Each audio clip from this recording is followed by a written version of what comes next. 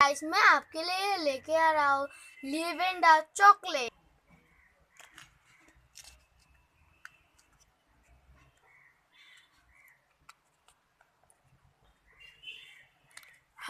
हम अभी इसको खोल रहे हैं।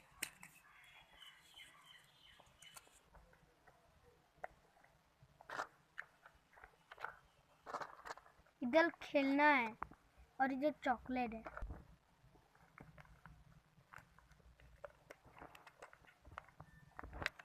हमको तो बहुत अच्छा सरप्राइज मिला। वाह, ये तो साबिरिंग है ना। हम आप इसको खाएंगे। इधर कुछ खाने के लिए